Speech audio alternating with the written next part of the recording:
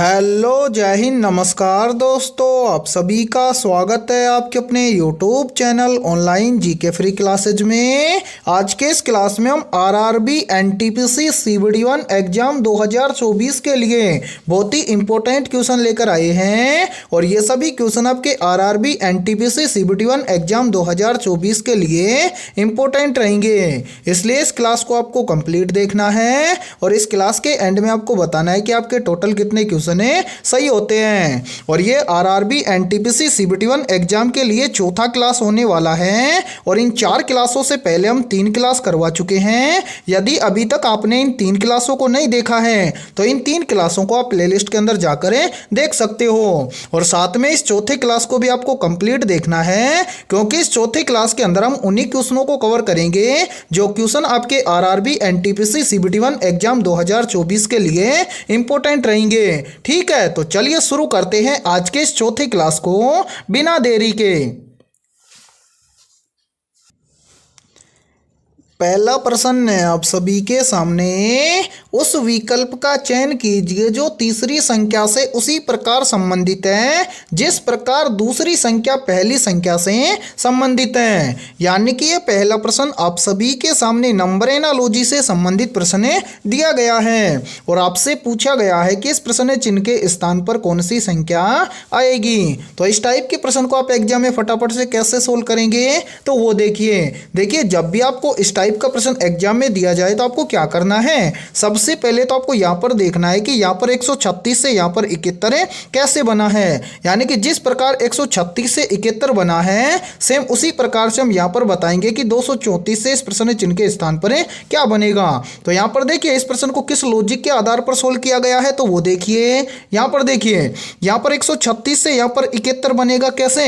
तो यहां पर क्या किया गया है, सबसे पहले तो इस 136 के अंदर यहां पर दिया गया है 2 का भाग। 136 के अंदर 2 का भाग देंगे तो यहां पर कितना आएगा, यहां पर आ जाएगा 68। अब 68 से 71 कैसे बनेगा, तो यहां पर क्या किया गया है, इस 68 के अंदर यहां पर +3 करके यहां पर लिखा गया है 71। और ध्यान से देखिए यहां पर 71 आप सभी के सामने दिया गया है। अब क्या करेंगे, यही सेम लॉजिक लगाएंगे 234 के अंदर और इस प्रश्न चिन्ह की वैल्यू ज्ञात करेंगे। तो करेंगे क्या, सबसे पहले तो इस 234 के अंदर 2 का भाग देंगे। तो यहां पर देखिए 234 के अंदर 2 का भाग देंगे तो यहां पर कितना आएगा, तो यहां पर आ जाएगा 117। अब क्या करेंगे, जिस प्रकार से यहां पर 68 के अंदर +3 किया है यहां पर हम क्या कर देंगे 117 के अंदर +3 कर देंगे। तो यहां पर देखिए 117 के अंदर +3 करेंगे तो 117 और 3 कितना हो जाएगा, तो 117 और 3 हो जाएगा 120। यानी कि इस प्रश्न चिन्ह के स्थान पर संख्या भरी जाएगी 120। अब हमें देखना है कि 120 किसी ऑप्शन में है, तो हाँ सर 120 हमें दिया गया है ऑप्शन ए के अंदर। तो पहले प्रश्न के अंदर ऑप्शन ए हो जाएगा सभी का करेक्ट आंसर। तो उम्मीद करता हूं कि ये पहला प्रश्न आपको अच्छे से क्लियर हो गया होगा और जब भी का प्रश्न आपको एग्जाम में दिया जाएगा तो फटाफट से सोल्व कर लेंगे। ठीक है, और यहाँ पर देखिए आप सभी के लिए बहुत ही इंपॉर्टेंट सूचना है। यदि आप पहली बार में रेलवे एनटीपीसी एग्जाम 2024-25 को क्रैक करना चाहते हैं तो हमने आपके रेलवे एनटीपीसी एग्जाम 2024-25 के लिए जीके, जीएस और साइंस के 21,000 प्लस मोस्ट इंपॉर्टेंट क्वेश्चनों का PDF तैयार किया है। यदि आप ये PDF लेना चाहते हैं तो आप हमारे इस व्हाट्सएप नंबर पर कॉन्टैक्ट कर सकते हैं और इस PDF की प्राइस हमने रखी है मात्र और मात्र 51 रुपए। यानी कि 51 रुपए की फीस के अंदर आपको 21,000 प्लस जीके, जीएस और साइंस के क्वेश्चन मिलने वाले हैं और ये 21,000 क्वेश्चन आपके रेलवे एनटीपीसी एग्जाम के लिए रामबाण साबित होने वाले हैं और इन 21,000 क्वेश्चनों को हमने टॉपिक वाइज कवर किया है। तो जो भी बच्चा ये PDF लेना चाहता है वो हमारे इस व्हाट्सएप नंबर पर कॉन्टैक्ट करके ले सकता है। ठीक है, तो चलिए फिर अगला प्रश्न देखते हैं। दूसरा प्रश्न है आप सभी के सामने। नीचे दी गई आकृति में प्रश्न चिन्ह के स्थान पर आने वाली लुप्त संख्या को ज्ञात करें। यानी कि दूसरा प्रश्न आप सभी के सामने मिसिंग नंबर से संबंधित प्रश्न दिया गया है और आपसे पूछा गया है कि इस आकृति में इस प्रश्न चिन्ह के स्थान पर कौन सी संख्या आएगी। तो इस टाइप के प्रश्न को आप रेलवे एनटीपीसी एग्जाम के अंदर फटाफट से कैसे सोल्व करेंगे, तो वो देखिए आपको जब भी इस टाइप का मिसिंग मिसिंग नंबर से संबंधित प्रश्न दिया जाए तो सोल्व कैसे करेंगे।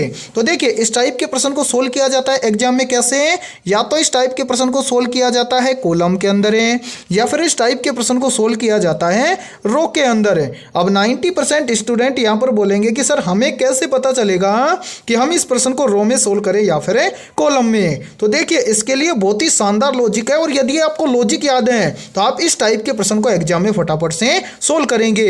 तो देखिए जब भी इस टाइप का प्रश्न आपको एग्जाम में दिया जाए तो जिस तरफ आपको बड़ी संख्या दिखाई दे उसी तरफ इस टाइप के प्रश्न को सोल्व करना है। तो यहां पर देखिए इसमें हमें बड़ी संख्या दिखाई दे रही है, किसके अंदर है, कॉलम के अंदर। तो हम इस प्रश्न को सोल्व करेंगे कॉलम के अंदर। अब सोल्व कैसे करेंगे तो वो देखिए, सबसे पहले आपको क्या करना है, यहाँ पर हमें देखना है कि इस पहले कॉलम में यहाँ पर 90 कैसे आया है, फिर उसी प्रकार से हमें यहाँ पर देखना है कि इस दूसरे कॉलम में यहाँ पर 65 कैसे आया है। यानी कि जिस प्रकार से पहले कॉलम में यहाँ पर 90 और दूसरे कॉलम में यहाँ पर 65 जिस प्रकार से आया है, सेम उसी प्रकार से हम क्या करेंगे, इस तीसरे कॉलम में ज्ञात करेंगे कि इस प्रश्न चिन्ह के स्थान पर क्या आएगा।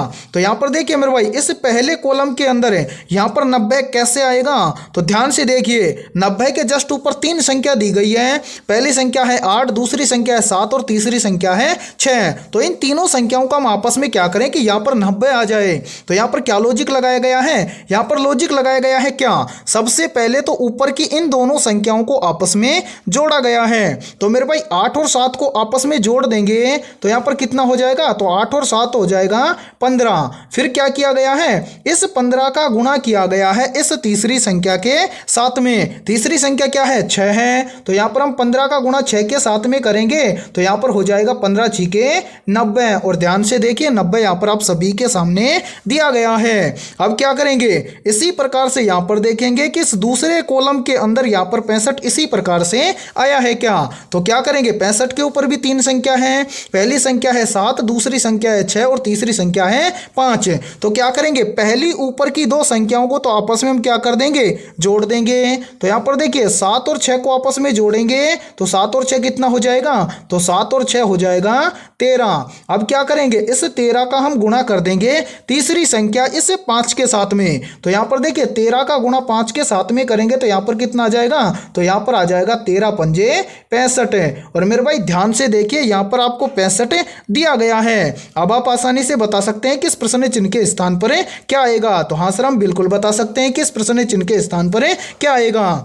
तो करेंगे क्या, इस प्रश्न चिन्ह के ऊपर भी 3 संख्या है, पहली संख्या है 6, दूसरी संख्या है 5 और तीसरी संख्या है 4। तो करेंगे क्या, सबसे पहले तो इस पहली संख्या और इस दूसरी संख्या को आपस में जोड़ देंगे। ठीक है, तो पहली संख्या है 6 और दूसरी संख्या है 5। तो 6 और 5 को आपस में जोड़ेंगे तो यहाँ पर कितना आ जाएगा, तो 6 और 5 यहाँ पर आ जाएगा, यानी कि 6 और 5 हो जाएगा 11। अब क्या करेंगे, सभी का गुणा किया गया है तो इस 11 का भी गुणा कर देंगे, किसके साथ में, इस तीसरी संख्या 4 के साथ में। तो यहां पर देखिए 11 का गुणा 4 के साथ में करेंगे तो यहां पर कितना आ जाएगा, यहां पर आ जाएगा 11 चौक 44। यानी कि इस प्रश्न चिन्ह के स्थान पर संख्या भरी जाएगी 44। अब हमें देखना है कि 44 किसी ऑप्शन में है। तो हाँ सर 44 हमें दिया गया है ऑप्शन सी के अंदर है। तो दूसरे प्रश्न के अंदर ऑप्शन सी हो जाएगा सभी का करेक्ट आंसर। तो उम्मीद करता हूं कि ये दूसरा प्रश्न भी आपको अच्छे से क्लियर हो गया होगा। और जब भी इस टाइप का प्रश्न आपको एग्जाम में दिया जाएगा तो फटाफट से सोल्व कर लेंगे। ठीक है, तो चलिए फिर अगला प्रश्न देखते हैं।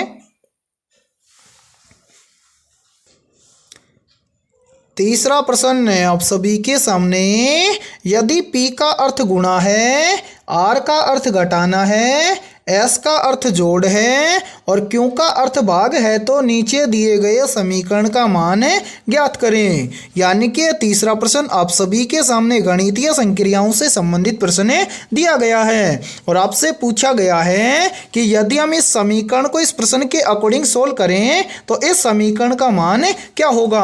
तो इस टाइप के प्रश्न को आप एग्जाम में फटाफट से कैसे सोल्व करेंगे तो वो देखिए सबसे पहले आपको क्या करना है, इस समीकरण के अंदर जितने भी अल्फाबेट लेटर हैं उनका अर्थ इस प्रश्न के अंदर क्या बोला गया है वो इस समीकरण के अंदर रखेंगे और जो नया समीकरण बनेगा उस समीकरण को सोल्व करके उसका मान ज्ञात करेंगे। तो यहाँ पर देखिए इस प्रश्न के अंदर बोला गया है कि P का अर्थ है गुणा, तो हम P के स्थान पर क्या कर देंगे, गुणा कर देंगे। इसी प्रकार से देखिए आगे बोला गया है कि R का अर्थ है घटाना, तो R के स्थान पर हम क्या कर देंगे, माइनस कर देंगे।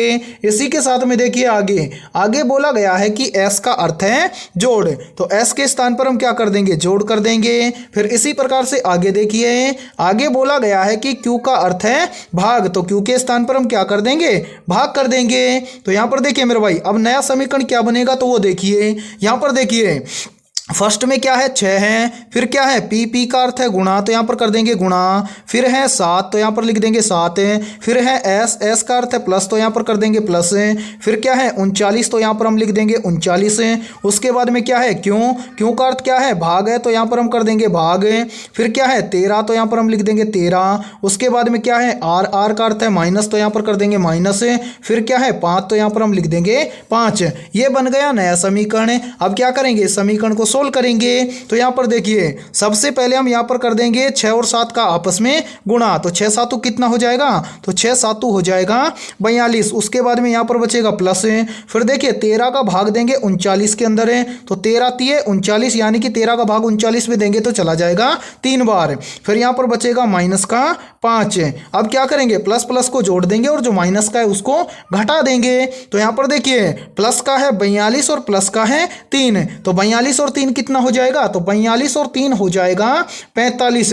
अब आगे क्या बच रहा है, आगे बच रहा है माइनस का 5, तो यहाँ पर क्या कर देंगे, इस 45 में से माइनस 5 कर देंगे। तो 45 में से माइनस 5 करेंगे तो यहाँ पर कितना बचेगा, यहाँ पर बचेगा 40। यानी कि समीकरण को इस प्रश्न के अकॉर्डिंग सोल्व करेंगे तो इसका मान आएगा 40।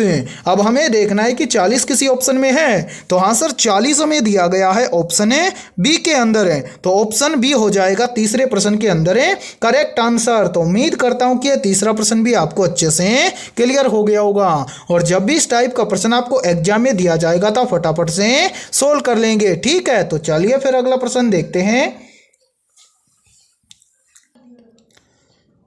चौथा प्रश्न है आप सभी के सामने, नीचे दिए गए विकल्पों में से विषम विकल्प की पहचान करें। तो मेरे भाई इस टाइप के प्रश्न को आप एग्जाम में कैसे सोल्व करेंगे, तो वो देखिए जब भी आपको इस टाइप का प्रश्न एग्जाम में दिया जाए तो आपको क्या करना है, सबसे पहले तो यहाँ पर आप सभी के सामने 4 विकल्प दिए गए हैं और इन चारों विकल्पों को ध्यान से देखना है और आपको पता लगाना है कि इन चारों विकल्पों में से विषम विकल्प कौन सा है। पता कैसे लगाएंगे, तो वो देखिए इन चारों विकल्पों में से क्या होगा, 3 विकल्प तो किसी न किसी प्रकार से समान होंगे और एक विकल्प क्या होगा, इन 3 समान विकल्पों से अलग होगा, और उस अलग विकल्प की हमें क्या करनी है, पहचान करनी है। तो कैसे करेंगे, तो वो देखिए यहाँ पर देखिए मेरे भाई सबसे पहले ध्यान से देखिए ऑप्शन ए को।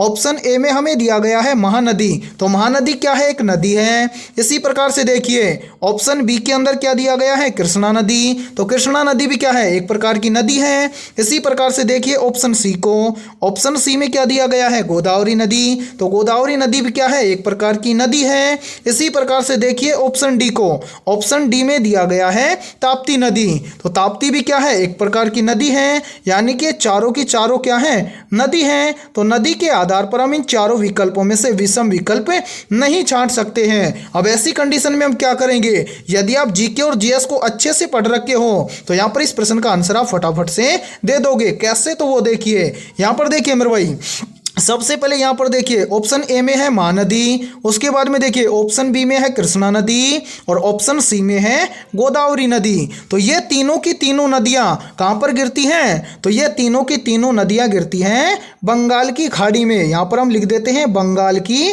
खाड़ी। ठीक है, यानी कि महानदी, कृष्णा नदी और क्या है, गोदावरी नदी, ये तीनों की तीनों गिरती हैं बंगाल की खाड़ी में। ठीक है, इसी प्रकार से देखिए ऑप्शन डी को, ऑप्शन डी में क्या है, ताप्ती नदी, नदी। ताप्ती नदी कहाँ पर गिरती है? तो ताप्ती नदी गिरती है अरब सागर में। तो यहाँ पर देखिए इन चारों में से अब अलग क्या हो जाएगा? तो यहाँ पर अलग हो जाएगा ऑप्शन है डी। कैसे? तो देखिए ऑप्शन ए, ऑप्शन बी और ऑप्शन सी ये तीनों तो क्या है? समान है। कैसे? यानी कि ये तीनों नदियां कहां पर गिरती हैं? बंगाल की खाड़ी में गिरती हैं। और ऑप्शन डी है वो इन तीन से क्या है? अलग है, क्योंकि ये बंगाल की खाड़ी में ना गिरकर कहां पर गिरती है? अरब सागर में गिरती है। तो यहां पर इन चारों में से क्या हो जाएगा? ऑप्शन डी हो जाएगा विषम विकल्प है। और इस चौथे प्रश्न के अंदर करेक्ट आंसर हो जाएगा सभी का ऑप्शन है डी। तो उम्मीद करता हूं कि यह चौथा प्रश्न भी आपको अच्छे से क्लियर हो गया होगा। और जब भी इस टाइप का प्रश्न आपको एग्जाम में दिया जाएगा तो फटाफट से सोल्व कर लेंगे। ठीक है, तो चलिए फिर अगला प्रश्न देखते हैं। पांचवा प्रश्न है आप सभी के सामने। नीचे दी गई आकृति में कुल कितने त्रिभुज हैं ज्ञात करें। यानी कि पांचवा प्रश्न आप सभी के सामने काउंटिंग फिगर से संबंधित प्रश्न दिया गया है और आपसे पूछा गया है कि नीचे जो ये आकृति दी गई है इस आकृति में कुल कितने त्रिभुज हैं। तो इस टाइप के प्रश्न को आप एग्जाम में फटाफट से कैसे सोल्व करेंगे तो वो देखिए। इसके लिए देखिए बहुत ही शानदार ट्रिक है और यदि ये ट्रिक आपको याद है तो आप इस टाइप के प्रश्न को एग्जाम में फटाफट से सोल्व करेंगे। ट्रिक क्या है तो वो देखिए मेरे भाई, जब भी आपको इस तरह की आकृति दिखाई दे तो याद रखना ऐसी आकृति में त्रिभुजों की संख्या होती है 8। अब इस तरह की आकृति में 8 त्रिभुज कैसे होते हैं तो पहले वो देख लीजिए। यहां पर देखिए मेरे भाई, सबसे पहले तो यहां पर देखिए एक त्रिभुज ये हो जाएगा, दूसरा त्रिभुज ये हो जाएगा, तीसरा त्रिभुज ये हो जाएगा, चौथा त्रिभुज ये हो जाएगा। 4 त्रिभुज हो गए। इसी के साथ में यहां पर देखिए, यहाँ पर देखिए 1 नंबर त्रिभुज और 2 नंबर त्रिभुज इन दोनों को मिलाकर एक त्रिभुज ये वाला बन जाएगा। ठीक है, इसी के साथ में देखिए एक त्रिभुज बन जाएगा 2 नंबर त्रिभुज और 3 नंबर त्रिभुज इन दोनों को मिलाकर 2 त्रिभुज हो गए। इसी के साथ में देखिए एक त्रिभुज बन जाएगा 4 नंबर त्रिभुज और 3 नंबर त्रिभुज इन दोनों को मिलाकर 3 त्रिभुज हो गए। इसी के साथ में देखिए 1 नंबर त्रिभुज और 4 नंबर त्रिभुज इन दोनों को मिलाकर एक त्रिभुज ये बन जाएगा, यानी कि 4 त्रिभुज ये हो जाएंगे। तो मेरे भाई 4 और 4 कितना हो जाएगा? तो 4 और 4 हो जाएगा 8 है। यानी कि इस प्रकार की आकृति में त्रिभुजों की संख्या होती है 8 है। अब आपको ट्रिक क्या लगानी है तो वो देखिए अब आपको करना क्या है, अब आपको देखना है कि इस तरह की आकृति इस बड़ी वाली आकृति में कितनी दिखाई दे रही है। तो यहां पर देखिए इस तरह की आकृतियां में बड़ी वाली आकृति में एक दिखाई दे रही है, ये वाली। ध्यान से देखिए यहां पर ये वाली आकृति दिखाई दे रही है। तो हाँ सर हमें ये वाली आकृति दिखाई दे रही है। तो मेरे भाई यहाँ पर कितनी आकृति है? एक आकृति है। तो एक के अंदर कितने त्रिभुज होते हैं? 8 होते हैं। तो यहाँ पर इस एक का गुणा कर देंगे 8 के साथ में। तो यहाँ पर एक का गुणा 8 के साथ में करेंगे तो यहाँ पर आ जाएगा 8 है। अब इसी के साथ में यहाँ पर देखिए मेरे भाई, इसके अलावा यहाँ पर कोने में एक त्रिभुज ये वाला बन रहा है। बोलो बन रहा है? तो हाँ सर बिल्कुल एक त्रिभुज ये बन रहा है। ठीक है, इसी के साथ में यहाँ पर देखिए एक इस कोने में ये वाला त्रिभुज बन रहा है। ठीक है, ये हो जाएगा दूसरा त्रिभुज। ठीक है, इसी प्रकार से यहाँ पर देखिए नीचे के एक कोने में ये वाला त्रिभुज बन रहा है। बोलो बन रहा है? तो हाँ सर बन रहा है। तीसरा त्रिभुज ये हो जाएगा। इसी प्रकार से यहाँ पर देखिए इस कोने में एक त्रिभुज ये वाला बन रहा है। बोलो बन रहा है? तो हाँ सर बिल्कुल बन रहा है। तो ये हो जाएगा चौथा त्रिभुज। 4 त्रिभुज ये हो जाएंगे। तो 8 के अंदर हम क्या करेंगे? +4 कर देंगे। तो 8 और 4 कितना हो जाएगा? तो 8 और 4 हो जाएगा 12। यानी कि हमारे सामने जो ये वाली आकृति दी गई है इस आकृति के अंदर कुल त्रिभुजों की संख्या है 12। अब हमें देखना है कि 12 किसी ऑप्शन में है। तो हाँ सर 12 हमें दिया गया है ऑप्शन सी के अंदर है। तो 5वें प्रश्न के अंदर ऑप्शन सी हो जाएगा सभी का करेक्ट आंसर। तो उम्मीद करता हूं कि ये 5वां प्रश्न भी आपको अच्छे से क्लियर हो गया होगा। और जब भी आपको एग्जाम में काउंटिंग फिगर से संबंधित प्रश्न दिया जाएगा तो आप फटाफट से सोल्व कर लेंगे। ठीक है, और यहाँ पर देखिए यदि ये क्लास आपको पसंद आ रही है तो जल्दी से एक बार इस क्लास को लाइक कर दीजिए। और यदि आप इस चैनल से पहली बार जुड़े हैं तो चैनल को कर लीजिए सब्सक्राइब और बेल आइकन को प्रेस करना, ताकि ऐसी शानदार क्लास का नोटिफिकेशन आपको सबसे पहले देखने को मिले।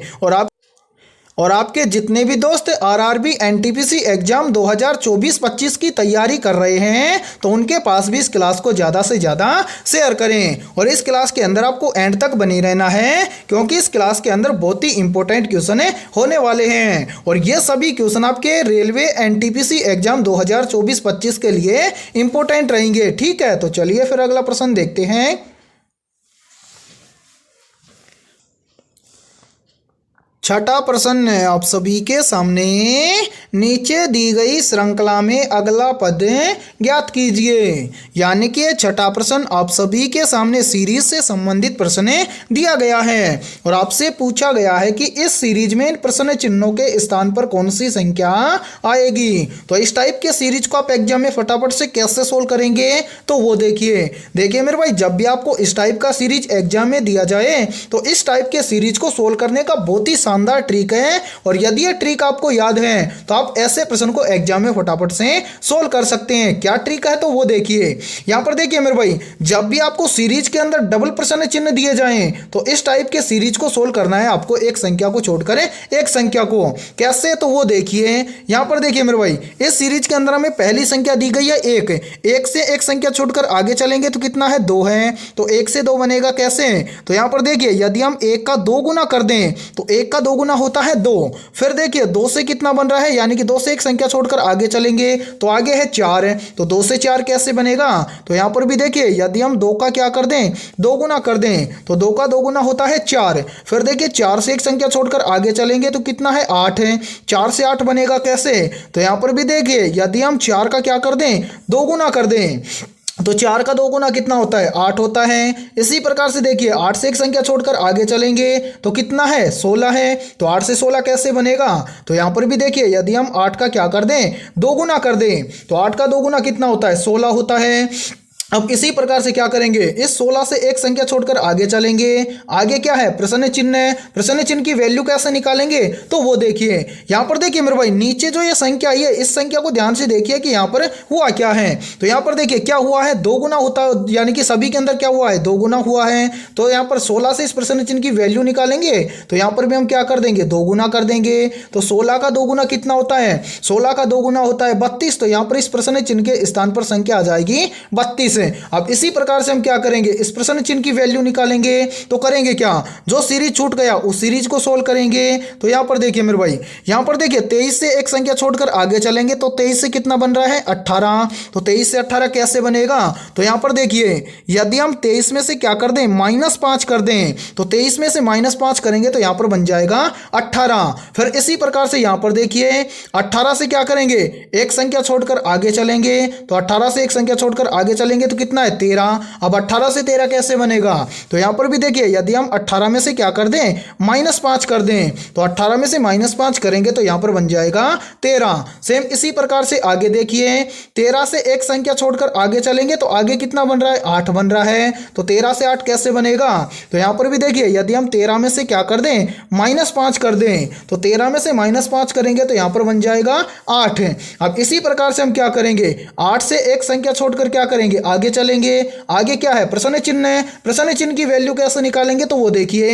यहां पर देखिए मेरे भाई, प्रश्न चिन्ह की वैल्यू निकालने से पहले नीचे देखिए यह संख्या यानी कि जो नीचे संख्या आई है इसके अंदर क्या हुआ है। तो यहां पर देखिए यहां पर क्या हुआ है, यहां पर संख्या चल रही है माइनस के अंदर, यानी कि यहां पर हो रहा है -5। तो यहां पर इस प्रश्न चिन्ह की वैल्यू निकालने के लिए हम क्या करेंगे यहां पर आगे भी -5 कर देंगे। तो 8 में से -5 करेंगे तो 8 में से -5 करेंगे तो यहां पर आएगा 3, यानी कि इस प्रश्न चिन्ह के स्थान पर संख्या आएगी 3। अब हमें देखना है कि 3 और 32 किसी ऑप्शन में है। तो हां सर 3 और 32 हमें दिया गया है ऑप्शन बी के अंदर है। तो छठे प्रश्न के अंदर ऑप्शन बी हो जाएगा सभी का करेक्ट आंसर। तो उम्मीद करता हूं कि छठा प्रश्न भी आपको अच्छे से क्लियर हो गया होगा और जब भी इस टाइप का प्रश्न आपको एग्जाम में दिया जाएगा तो फटाफट से सोल्व कर लेंगे। ठीक है, तो चलिए फिर अगला प्रश्न देखते हैं।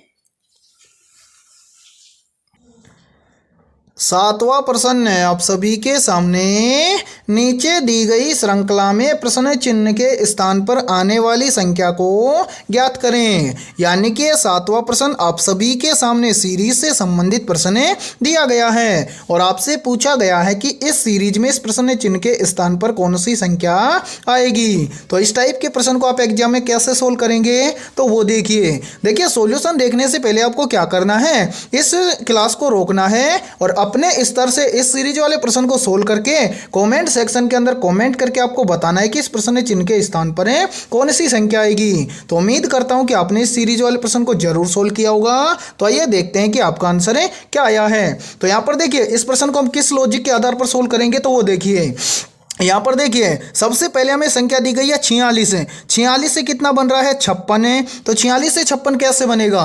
तो यहाँ पर देखिए यदि हम 46 के अंदर क्या कर दें प्लस 10 कर दें तो 46 और 10 मिलकर हो जाएगा 56 है। इसी प्रकार से आगे देखिए 56 से कितना बन रहा है 67 है। तो 56 से 67 कैसे बनेगा? तो यहाँ पर देखिए यदि हम 56 के अंदर क्या कर दें प्लस 11 कर दें तो 56 और 11 मिलकर हो जाएगा 67 है। इसी प्रकार से आगे देखिए 67 से कितना बन रहा है 79। तो 67 से 79 कैसे बनेगा? तो यहाँ पर देखिए यदि हम 67 के अंदर क्या कर दें प्लस 12 कर दें तो 67 और 12 मिलकर बन जाएगा 79। इसी प्रकार से आगे देखिए 79 से कितना बन रहा है 92। तो 79 से 92 कैसे बनेगा? तो यहाँ पर देखिए यदि हम 79 के अंदर क्या कर दें प्लस 13 कर दें तो 79 और 13 मिलकर बन जाएगा 92। अब इसी प्रकार से हमसे पूछा गया है कि 92 से इस प्रश्न चिन्ह के स्थान पर क्या बनेगा।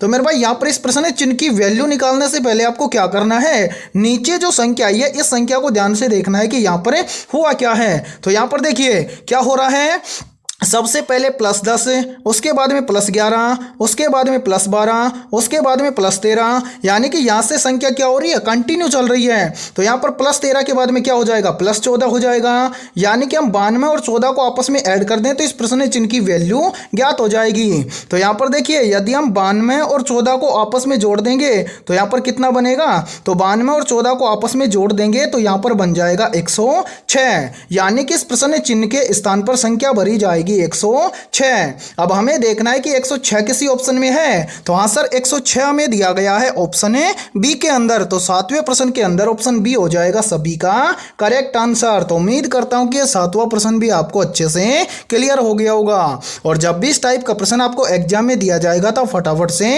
सोल्व कर लेंगे। ठीक है, तो चलिए फिर अगला प्रश्न देखते हैं।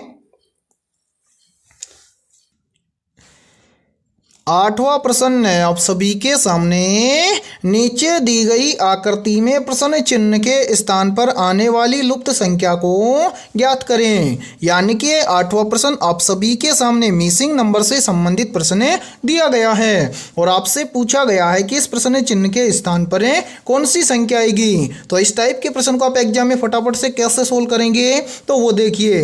यहाँ पर देखिए मेरे भाई, यहाँ पर इस प्रश्न चिन्ह की वैल्यू निकालने के लिए हम क्या करेंगे, सबसे पहले तो यहाँ पर इस प्रश्न चिन्ह वाली लाइन के अंदर यहाँ पर देखेंगे कि इस पहली रो के अंदर यहाँ पर 36 कैसे आया है। फिर इसी प्रकार से हम यहाँ पर देखेंगे कि इस दूसरी रो में यहाँ पर 18 कैसे आया है। यानी कि जिस प्रकार से पहली रो में यहाँ पर 36 और दूसरी रो में यहाँ पर 18 जिस प्रकार से आया है, सेम उसी प्रकार से हम यहाँ पर बताएंगे कि इस तीसरी रो में इस प्रश्न चिन्ह के स्थान पर क्या आएगा। तो यहाँ पर देखिए इस प्रश्न को किस लॉजिक के आधार पर सोल्व किया गया है तो वो देखिए। यहाँ पर देखिए मेरे भाई, सबसे पहले यहाँ पर 36 कैसे लाया गया है, तो यहाँ पर लॉजिक लगाया गया है क्या, सबसे पहले तो यहाँ पर जो बीच के अंदर ये 20 दिया गया है, इस 20 का किया गया है 2 गुना। तो यहाँ पर देखिए 20 का 2 गुना कितना होता है, तो 20 का 2 गुना होता है 40। ठीक है, फिर क्या किया गया है, यहाँ पर इस 24 में से इस 20 को घटाया गया है। तो यहाँ पर देखिए 24 में से 20 को घटा देंगे तो यहाँ पर कितना बचेगा, तो 24 में से 20 को घटाएंगे तो यहाँ पर बचेगा 4। अब क्या किया गया है, यहाँ पर इस 40 में से नीचे जो 4 है इसको घटाया गया है। तो 40 में से 4 को घटाएंगे तो यहाँ पर कितना बचेगा, यहाँ पर बचेगा 36। और ध्यान से देखिए 36 यहाँ पर आप सभी के सामने दिया गया है। अब इसी प्रकार से हम क्या करेंगे, यहाँ पर देखेंगे कि इस दूसरी पंक्ति के अंदर यहाँ पर 18 इसी प्रकार से आया है क्या। तो करेंगे क्या, सबसे पहले तो इस बीच वाली संख्या का 2 गुना करेंगे। बीच वाली संख्या कितनी है 11 है। तो यहाँ पर देखिए इस 11 का हम क्या करेंगे 2 गुना करेंगे। 11 को 2 गुना कितना होता है, तो 11 का 2 गुना होता है 22। ठीक है, फिर क्या करेंगे, इस 15 में से इस 11 को घटा देंगे। तो यहाँ पर देखिए मेरे भाई 15 में से 11 को घटाएंगे तो यहाँ पर कितना बचेगा, तो 15 में से 11 को घटाएंगे तो यहाँ पर बचेगा 4। अब क्या करेंगे, इस 22 में से नीचे जो 4 है इसको घटा देंगे। तो 22 में से 4 को घटाएंगे तो यहाँ पर कितना बचेगा, यहाँ पर बचेगा 18। और ध्यान से देखिए यहाँ पर 18 आप सभी के सामने दिया गया है। अब यहाँ पर आप आसानी से बता सकते हैं कि इस प्रश्न चिन्ह के स्थान पर कौन सी संख्या आएगी। तो आंसर हम बिल्कुल बता सकते हैं कि इस प्रश्न चिन्ह के स्थान पर कौन सी संख्या आएगी। तो करेंगे क्या, सबसे पहले मेरे भाई यहाँ पर देखिए, एक बार इन सभी को यहाँ से थोड़ा सा हटा देते हैं ताकि आपको समझने में कोई भी दिक्कत ना आए। ठीक है, यहाँ पर देखिए इन सभी को यहाँ से हटा देते हैं। अब देखिए यहाँ पर हमें क्या करना है, इस प्रश्न चिन्ह की वैल्यू ज्ञात करनी है। तो सबसे पहले तो इस बीच वाली संख्या इस 40 का हम क्या करेंगे, दोगुना करेंगे। तो यहाँ पर देखिए 40 का दोगुना कितना होता है, 40 का दोगुना होता है 80। तो यहाँ पर हम लिख देते हैं 80। उसके बाद में हम क्या करेंगे, इस 55 में से इस 40 को घटा देंगे। तो यहाँ पर देखिए 55 में से 40 को घटाएंगे तो यहाँ पर कितना बचेगा, तो 55 में से 40 को घटाएंगे तो यहाँ पर बचेगा 15। अब क्या करेंगे, इस 80 में से जो नीचे 15 दिया गया है इसको घटा देंगे। तो 80 में से 15 को घटाएंगे तो यहाँ पर कितना बचेगा, तो यहाँ पर बचेगा 65। यानी कि इस प्रश्न चिन्ह के स्थान पर संख्या भरी जाएगी 65। अब हमें देखना है कि 65 किसी ऑप्शन में है, तो आंसर 65 हमें दिया गया है ऑप्शन सी के अंदर। तो 8वें प्रश्न के अंदर ऑप्शन सी हो जाएगा सभी का करेक्ट आंसर। तो उम्मीद करता हूं कि 8वां प्रश्न भी आपको अच्छे से क्लियर हो गया होगा। और जब भी आपको मिसिंग नंबर से संबंधित प्रश्न एग्जाम में दिया जाएगा तो आप फटाफट से सोल्व कर लेंगे। ठीक है, तो चलिए फिर अगला प्रश्न देखते हैं। 9वां प्रश्न है आप सभी के सामने, उस व्यनारेख का चयन करें जो दिए गए शब्दों के बीच संबंध को सही ढंग से निरूपित करता है। यानी कि 9वां प्रश्न आप सभी के सामने वेन डायग्राम से संबंधित प्रश्न दिया गया है और आपसे पूछा गया है कि बहन, माँ और भाई का सही वेन डायग्राम किस तरह का बनेगा। तो इस टाइप के प्रश्न को आप एग्जाम में फटाफट से कैसे सोल्व करेंगे, तो वो देखिए आपको जब भी एग्जाम के अंदर वेन डायग्राम से संबंधित प्रश्न दिया जाए तो आपको क्या करना है, सबसे पहले तो उन शब्दों को ध्यान से देखना है जिन शब्दों से आपको वेन डायग्राम तैयार करना है और उन शब्दों के बीच में आपको रिलेशन देखना है। रिलेशन देखने से क्या होगा, आपको वेन डायग्राम बनाने में आसानी होगी। अब हमें क्या करना है, यहाँ पर बहन, माँ और भाई इन तीनों शब्दों से वेन डायग्राम तैयार करना है। तो क्या करेंगे, सबसे पहले तो इन तीनों शब्दों के बीच में आपस में रिलेशन देखेंगे। तो यहाँ पर देखिए मेरे भाई, यहाँ पर बहन और माँ के बीच में कोई रिलेशन है, तो हाँ सर माँ और बहन के बीच में रिलेशन है। क्या रिलेशन है, तो देखिए कुछ बहन क्या हो सकती है, माँ हो सकती हैं। इसी प्रकार से देखिए कुछ माँ क्या हो सकती हैं, बहन हो सकती हैं। ठीक है, इसी प्रकार से देखिए क्या माँ और भाई का आपस में कोई रिलेशन है, तो नहीं सर माँ और भाई का आपस में कोई भी रिलेशन नहीं है। यानी कि माँ अलग होती है, भाई अलग होता है। ठीक है, इसी प्रकार से देखिए क्या बहन और भाई का इन दोनों का आपस में कोई रिलेशन है, तो नहीं सर बहन और भाई का आपस में कोई भी रिलेशन नहीं है। यानी कि बहन अलग होती है, भाई अलग होता है। ठीक है, अब इतना हमें पता चल गया। अब वेन डायग्राम कैसे बनाएंगे, तो वो देखिए यहाँ पर देखिए मेरे भाई, अभी आपने बताया कि कुछ बहन क्या हो सकती है, माँ हो सकती है। इसी प्रकार से कुछ माँ क्या हो सकती हैं, बहन हो सकती हैं। तो सबसे पहले हम पहला आरेख हम बनाएंगे बहन के लिए। तो यहाँ पर देखिए मेरे भाई, ये पहला आरेख हो गया किसके लिए, बहन के लिए। फिर देखिए दूसरा आरेख हम बनाएंगे किसके लिए, माँ के लिए। लेकिन यहां पर देखिए कुछ मां क्या हो सकती हैं, बहन हो सकती हैं, और कुछ बहन क्या हो सकती है, मां हो सकती हैं। इसलिए बहन का कुछ हिस्सा हम लेंगे मां के लिए। ठीक है, तो ये दूसरा आरेख बन जाएगा मां के लिए। फिर देखिए तीसरा शब्द क्या बच गया, भाई। अब भाई का संबंध ना ही तो मां के साथ में है और ना ही बहन के साथ में है, तो इन दोनों से अलग हो जाएगा कौन है, भाई। तो यहां पर तीसरा आरेख हम बना देंगे भाई के लिए। यानी कि बहन, मां और भाई के लिए 100% सही वेन डायग्राम बनेगा इस प्रकार से। अब आपको देखना है कि इस प्रकार का वेन डायग्राम आपको किस ऑप्शन के अंदर दिया गया है। तो यहां पर देखिए इस प्रकार का वेन डायग्राम हमें दिया गया है ऑप्शन डी के अंदर है। तो 9वें प्रश्न के अंदर ऑप्शन डी हो जाएगा सभी का करेक्ट आंसर। तो उम्मीद करता हूं कि 9वां प्रश्न भी आपको अच्छे से क्लियर हो गया होगा। और जब भी इस टाइप का प्रश्न आपको एग्जाम में दिया जाएगा तो फटाफट से सोल्व कर लेंगे। ठीक है, तो चलिए फिर अगला प्रश्न देखते हैं। 10वां प्रश्न है आप सभी के सामने, यदि HONEY को 72 के रूप में तथा JAGGERY को 80 के रूप में कूटबद्ध किया जाता है तो SUGAR को किस रूप में कूटबद्ध किया जाएगा। यानी कि 10वां प्रश्न आप सभी के सामने कोडिंग डिकोडिंग से संबंधित प्रश्न दिया गया है। तो कोडिंग डिकोडिंग से संबंधित प्रश्न को आप एग्जाम में फटाफट से कैसे सोल्व करेंगे, तो वो देखिए मेरे भाई, जब भी आपको आपको एग्जाम के अंदर कोडिंग डिकोडिंग से संबंधित प्रश्न दिया जाए तो आपको सोल्व कैसे करना है, तो वो देखिए सबसे पहले आपको क्या करना है, यहाँ पर आपको देखना है कि HONEY को यहाँ पर 72 कैसे लिखा गया है। फिर इसी प्रकार से आपको यहाँ पर देखना है कि यहाँ पर JAGGERY को यहाँ पर 80 कैसे लिखा गया है। यानी कि जिस प्रकार से यहाँ पर 72 और यहाँ पर 80 लिखा गया है, सेम इसी प्रकार से हम यहाँ पर बताएंगे कि SUGAR को क्या लिखा जाएगा। तो यहाँ पर इस प्रश्न को किस लॉजिक के आधार पर सोल्व किया गया है, तो वो देखिए मेरे भाई, कोडिंग डिकोडिंग से संबंधित प्रश्न दिया जाए तो आपको क्या करना है, यहाँ पर जितने भी अल्फाबेट लेटर दिए जाएं उनका एक बार आपको नंबरिंग करके देख लेना है, क्योंकि इससे आपको क्या होगा, इस टाइप के प्रश्न को एग्जाम में सोल्व करने में आसानी होगी। सबसे पहले हम क्या करेंगे, यहाँ पर देखेंगे कि यहाँ पर HONEY को यहाँ पर 72 कैसे लिखा गया है। तो क्या करेंगे, यहाँ पर इन सभी अल्फाबेट लेटर का नंबरिंग करेंगे। तो यहाँ पर पहला लेटर क्या है, H है। H का नंबर कितना होता है, H का नंबर होता है 8, तो यहाँ पर लिखेंगे 8। उसके बाद में क्या है, O है। O का नंबर कितना होता है, O का नंबर होता है 15, तो यहाँ पर हम लिख देंगे 15। उसके बाद में क्या है, N। N का नंबर कितना होता है, N का नंबर होता है 14, यहाँ पर लिख देंगे 14। उसके बाद में क्या है, E। E का नंबर कितना होता है, E का नंबर होता है 5, तो यहाँ पर हम लिख देंगे 5। उसके बाद में क्या है, Y। Y का नंबर कितना होता है, Y का नंबर होता है 25, तो यहाँ पर हम लिख देंगे 25। अब क्या करेंगे, एक बार इन सभी नंबरों को आपस में काउंट करके देखेंगे। तो यहाँ पर देखिए मेरे भाई, 8 + 15 कितना हो जाएगा, तो 8 और 15 हो जाएगा 23। फिर देखिए 23 और 14 कितना हो जाएगा, तो 23 और 14 हो जाएगा 37। 37 और 5 कितना हो जाएगा, तो 37 और 5 हो जाएगा 42। 42 और 25 कितना हो जाएगा, तो 42 और 25 हो जाएगा 67। अब 67 से 72 कैसे बनेगा, तो वो देखिए यहां पर देखिए मेरे भाई, यहां पर HONEY इसके अंदर टोटल अल्फाबेट लेटर कितने हैं, तो यहां पर HONEY यहां पर टोटल अल्फाबेट लेटर हैं 5। तो यहां पर देखिए यदि हम इस 67 के अंदर क्या कर दें, +5 कर दें, तो 67 और 5 मिलकर हो जाएगा 72। और यहां पर ध्यान से देखिए 72 यहां पर आप सभी के सामने दिया गया है।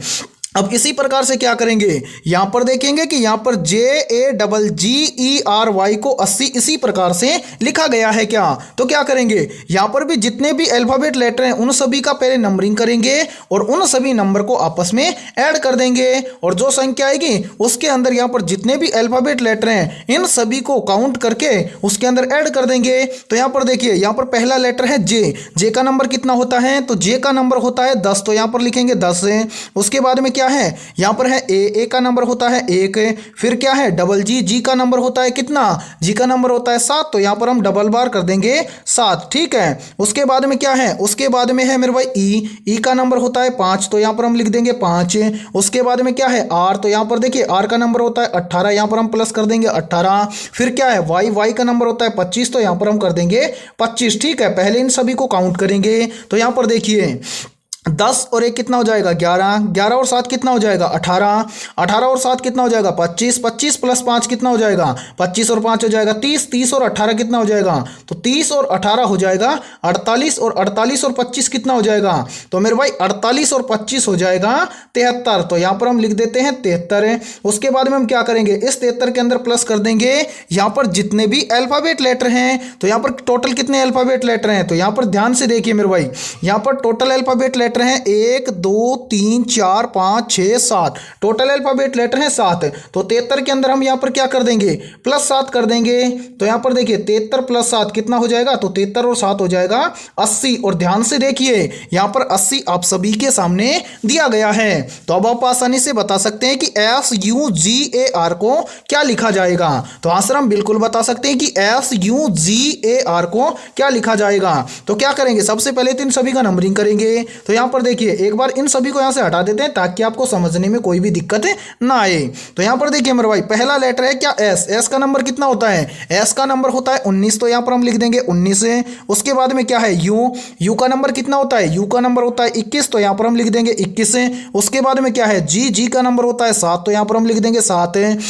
फिर क्या है, ए का नंबर होता है 1 तो यहाँ पर लिख देंगे 1। फिर क्या है, आर का नंबर होता है 18 तो यहाँ पर हम लिख देंगे 18। अब इन सभी को यहाँ पर टोटल करिए, यहाँ पर देखिए टोटल कर देंगे तो यहाँ पर देखिए 19 और 21 कितना हो जाएगा, 19 और 21 हो जाएगा 40, 40 और 7 कितना हो जाएगा 47, 47 और 1 हो जाएगा 48, 48 और 18 कितना हो जाएगा 48 और 18 हो जाएगा 66। ठीक है, अब क्या करेंगे, इस 66 के अंदर हम प्लस कर देंगे यहाँ पर जितने भी अल्फाबेट लेटर हैं उन सभी की संख्या। तो मेरे भाई यहाँ पर देखिए टोटल अल्फाबेट लेटर कितने हैं, 5 हैं, तो यहाँ पर हम 66 के अंदर प्लस कर देंगे 5।